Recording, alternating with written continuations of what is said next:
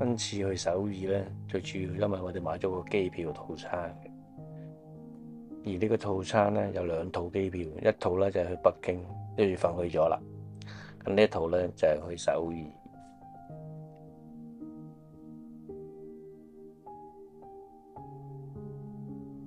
如果早到機場呢，呢個天際走廊呢都值得去睇下嘅。飛機喺腳底行過，呢個角度都好特別。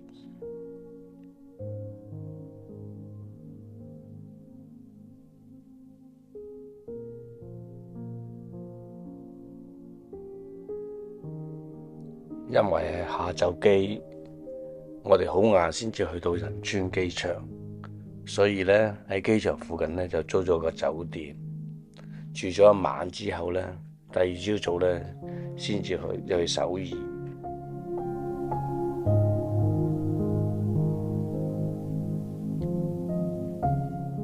到咗東大門，我哋就放低行李，第一時間就去呢個東大門設計廣場。呢座建築物好特別，形態好先進。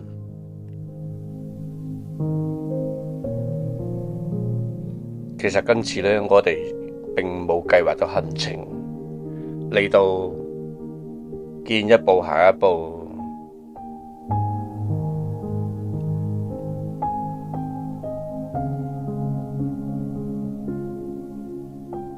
其實今次最主要都係睇下櫻花，食下嘢啊，行下街啊，睇啲 coffee shop 啊。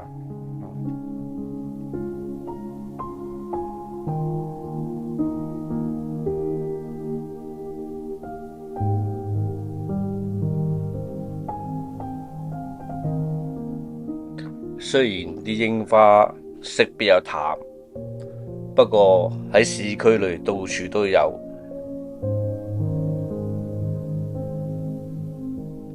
呢一個古城門叫做光熙門。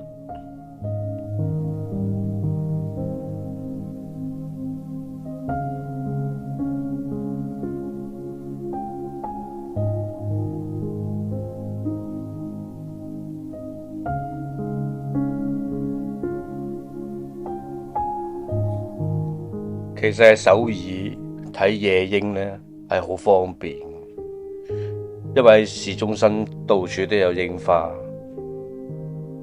可惜我就冇帶腳架出嚟，就係咁樣隨便影下。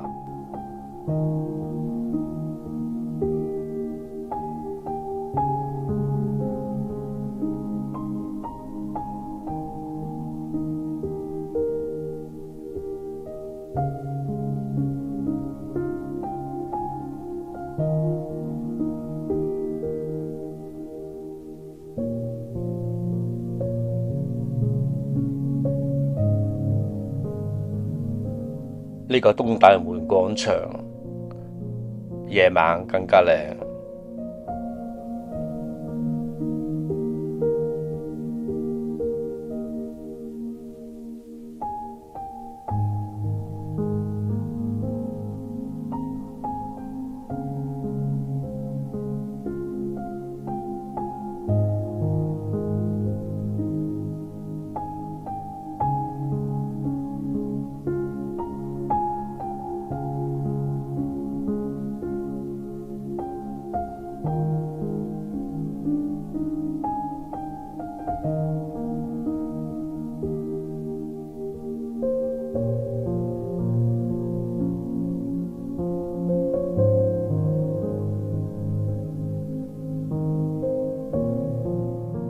第三日，我哋就坐9號線地鐵站，喺國會議事堂站落車，上到地面之後呢，就見到國會山莊，咁就行過就見到魚兒島，就好多櫻花。哇！真係四方啦，呢個櫻花節就響4月8號到12號。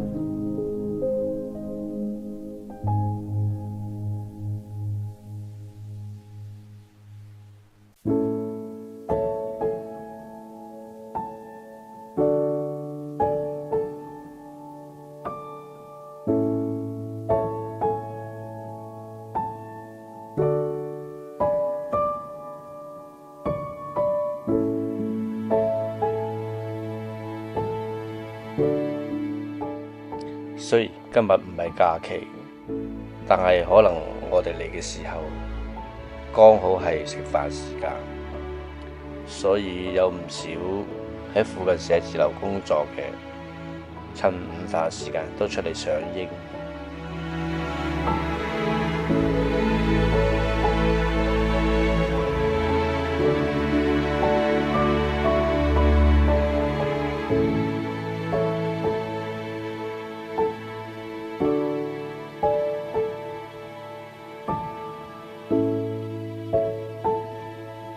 呢個汝矣島漢江公園呢，呢個櫻花徑其實都好長，我哋行咗個零鐘頭之後呢，就離開啦。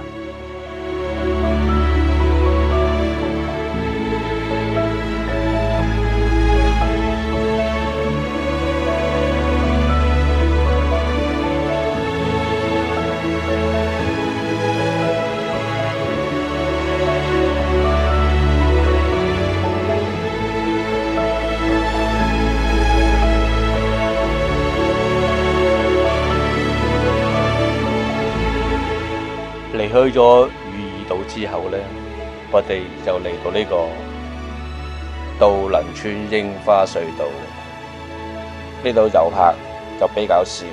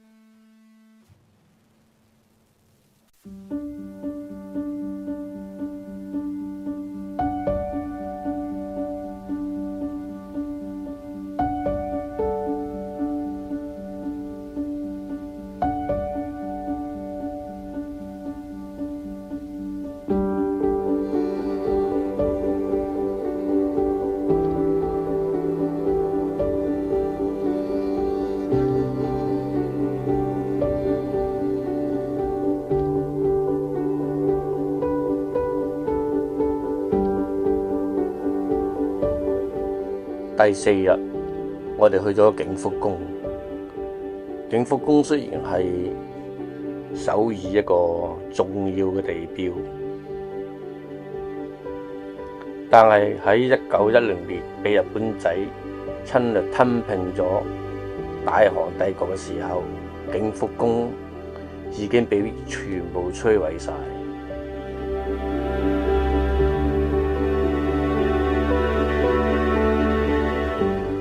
到1968年，大韓民國政府先至正式啟動對景福宮嘅修復工程。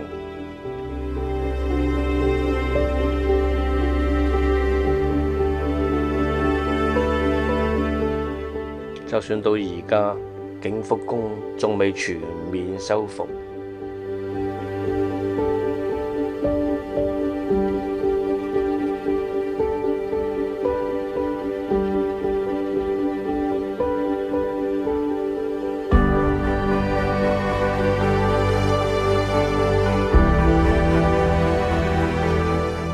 點解咁多人着韓服？因為着韓服係免入場費嘅。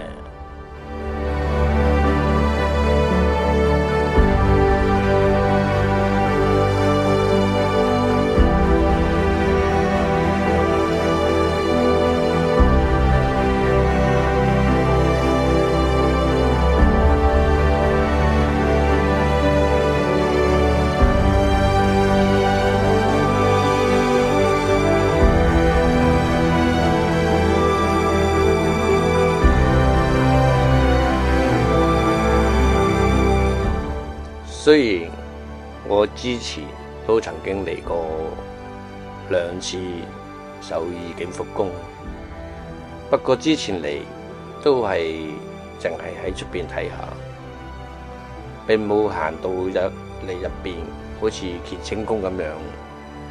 原來乾清宮呢入邊呢都有好多故事。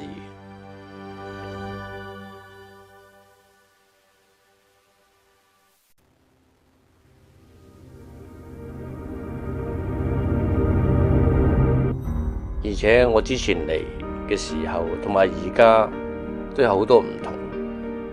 而家多咗好多新修復嘅地方。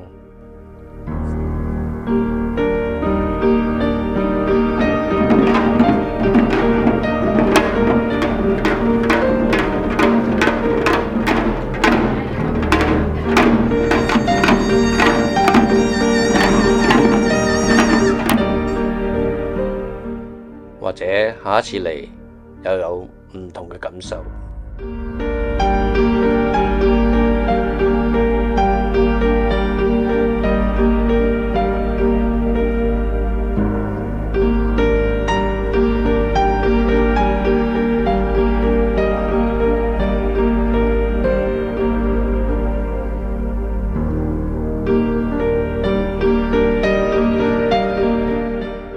嚟首爾有一樣嘢必須要做嘅，就係嚟食人參雞湯啦。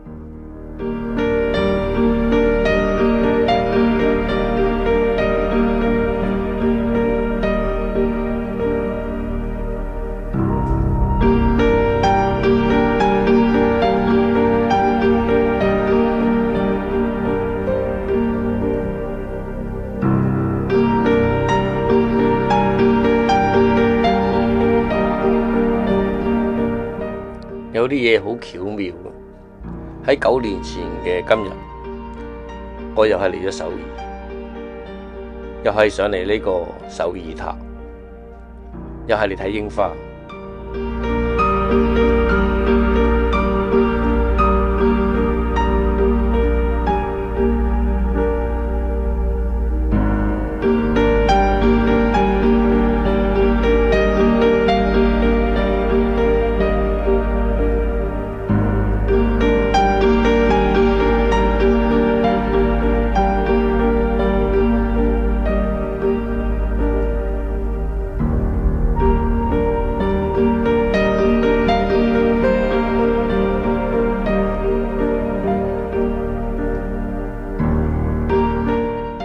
首爾嘅景點真係唔算多，大自然嘅風光呢更加係少。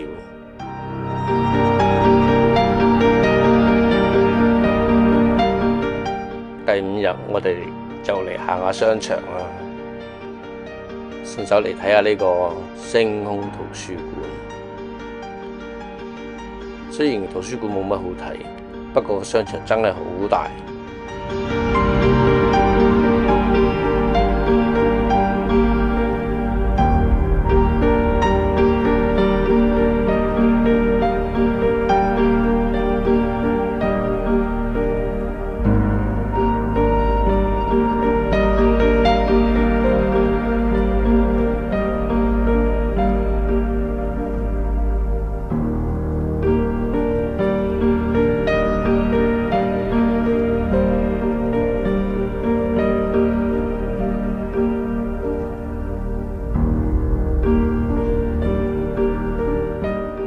行完商場，偶然嘅情況之下，見到隔離有個寺廟。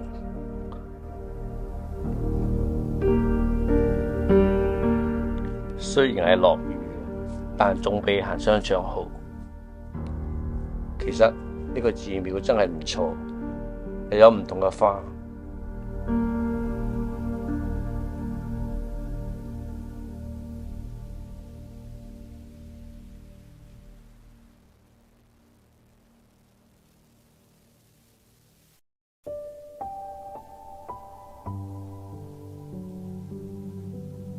落雨嘅關係，旅客比較少，反而更加舒服同埋寧靜。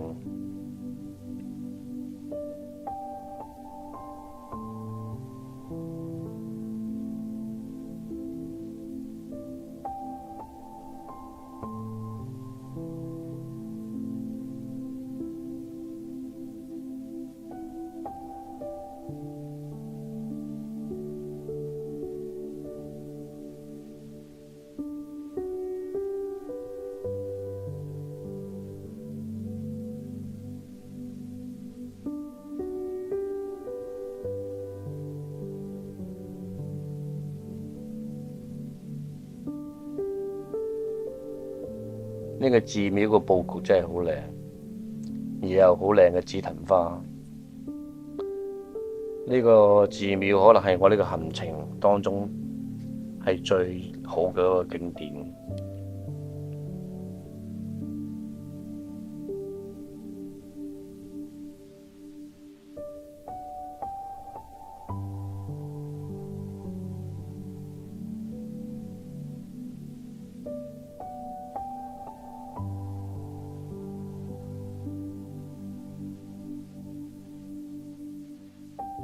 第6日，我哋完全冇安排到行程，嚟到呢邊諗住係飲下咖啡食下嘢，梗喺等咖啡等米嘅時候呢，就過嚟呢個好似民族村嘅上下嘅行下，佢係免費開放嘅，所以就去睇下。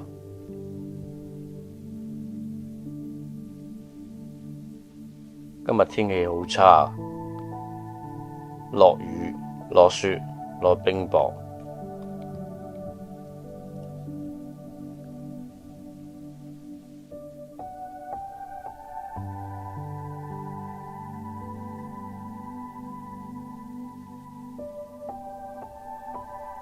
呢間 coffee shop 嚟到已經有幾十人喺度等米，我哋等咗大約係半個鐘頭多啲啦。我就唔覺得有咩咁吸引。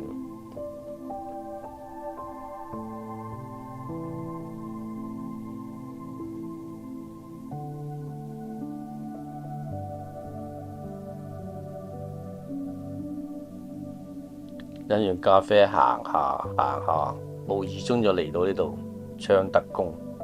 之前真係唔知，以前都冇嚟過。喺呢度經歷1小時4季嘅天氣，落雨、落雪、落冰雹，有陽光。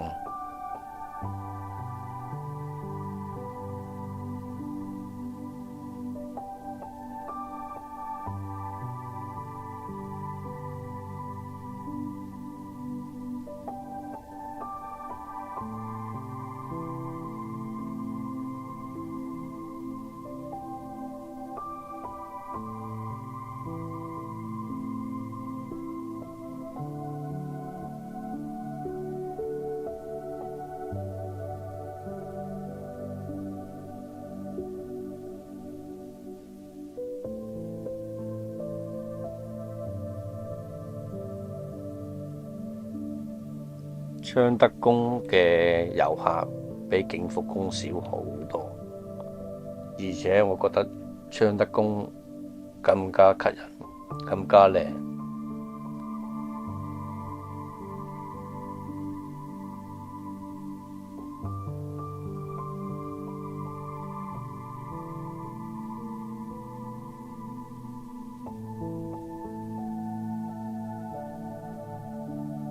而昌德宮同景福宮一樣，喺日治時期都係被破壞晒。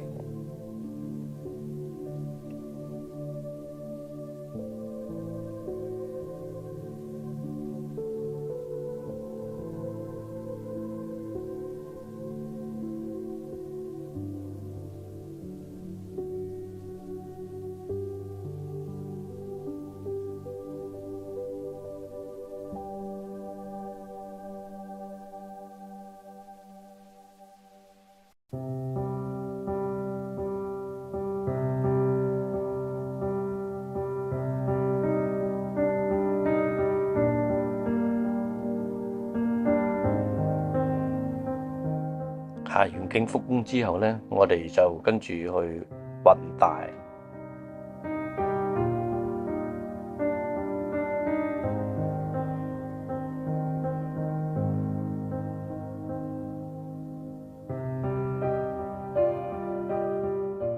好快就結束7天嘅旅程。總結嚟講呢，櫻花係多嘅，顏色就單調，風光欠缺，地鐵設施有待改善。